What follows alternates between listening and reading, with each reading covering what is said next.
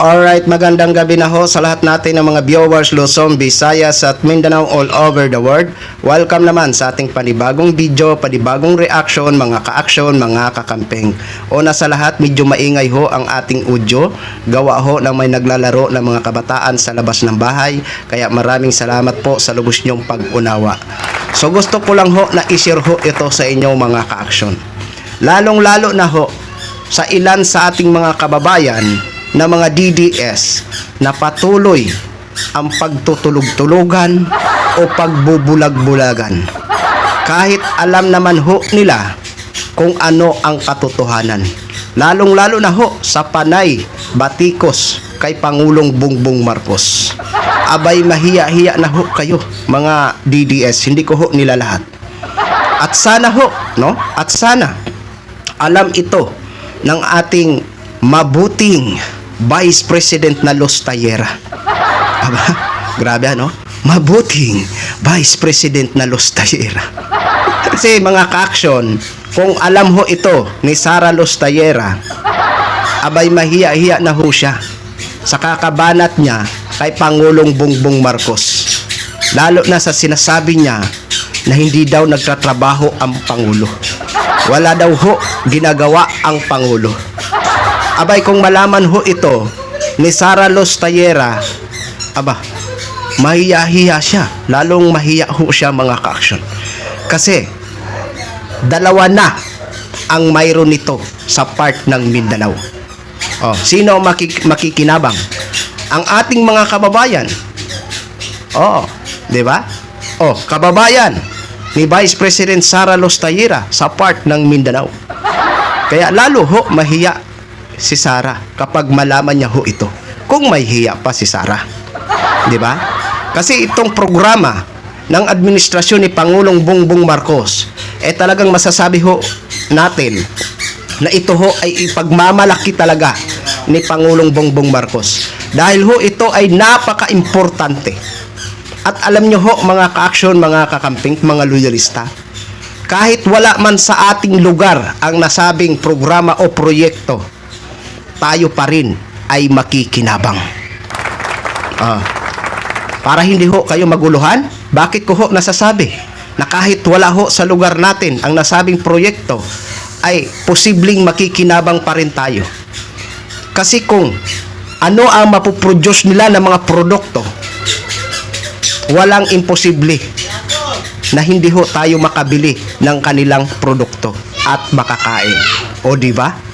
Kahit wala sa atin ang proyekto, nakinabang din ho tayo. Di ba? Pasensyahan nyo na guys ha, may sumisigaw na bata. Okay? Naglalaro lang ho yan sila. So, eto nga mga ka-action, mga kakampeng. Patunay ho ito na kahit sinasabi ng ilan sa mga kritiko ni Pangulong Bongbong Marcos, hindi daw ho ito pinapansin si Pangulo pag pumupunta sa ilang kalugaran ng Mindanao. Sabi ko nga mga ka-action, para sa akin hindi ho yan importante. Ang importante talaga sa akin, ang ginampanan ni Pangulong Bongbong Marcos ang kanyang pagiging ama na walang kulay-kulay. Yan ang pinaka-importante ho sa akin. Di ba? So patunay ho ito na talagang hindi pinapabayaan o mahal talaga ni Pangulong Bongbong Marcos ang Mindanao. So ito mga ka-action, panoorin at pakinggan ho muna natin ito. Ang project ay isang pangunahing proyekto ng pambansang pamahalaan na magbibigay ng maaasahan at tuloy-tuloy na supply ng tubig sa 1,563 ekarya ng sakahan sa Lutayan, Sultan Kudarat. Laging proud, bilang hudyat ang opisyal na pagbubukas ng Antong Dam, kaagad itong susundan ng inspeksyon sa mga sinunod barangay.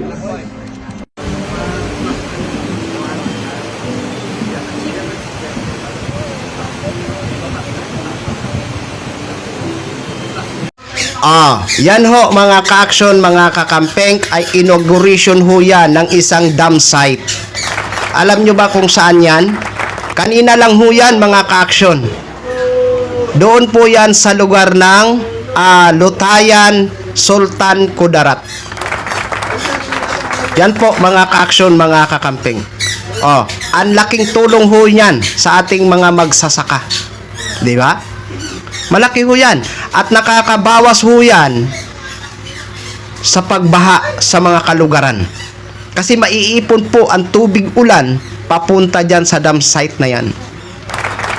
Kaya kahit pinagtawanan si Pangulong Bongbong Marcos sa sinabi niya na ipunin ang tubig baha, no, para may magamit, yan po ang ibig sabihin yan.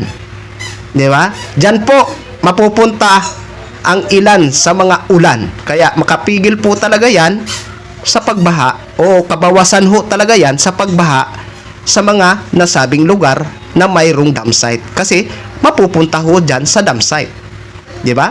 At magagamit ng ating mga magsasaka oras ng tag-init. Oh, di ba? Pinagtawanan lang ng ilan sa mga DDS kasi nga mahina sila sa calculation. Mahina sila sa ano ba to? Mahina sila sa ano ba to? Sa pag-iisip. Oo, basta lang kay sila tatawa pero hindi nila alam kung ano ang magiging benefits. 'Di ba?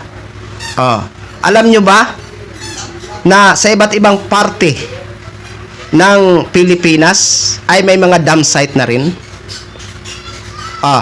Dalawa ho yan sa part ng Mindanao. O ayan, mga ka-action.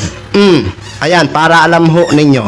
Ayan, Kalinog, Iloilo, Bohol, Zamboanga del Sur, Pangasinan. Ayan pa. Claveria, Cagayan. At last, ayan. Luntayan, Sultan Kudarat. Kanina ho yan. Di ba? Na marami-rami na rin ang mga dam site sa ilan sa ating mga kalugaran sa Pilipinas. Sabi nga natin kahit wala man sa atin ang proyekto na yan, makikinabang pa rin tayo sa puproduce na produkto ng mga magsasaka na may dam site. Di ba? Malaking tulong ho yan sa atin. Sabihin nyo ako na sinungaling. Excuse me. Kung hindi ho tayo makikinabang dyan sa nasabing proyekto na yan, makikinabang na ho tayo sa produkto ng ating mga magsasaka. Dahil hindi na ho sila mahihirapan oras ng tag-init dahil may magagamit na ho sila or may nakareserve na ho sila na tubig magmula sa dam. Kaya ho yan ay napaka-importante ho yan, mga ka-action, mga kakamping. Di ba? Kaya kay Vice President, sana mapanood nyo yan at alam ho natin na imposible naman na hindi niya alam yan.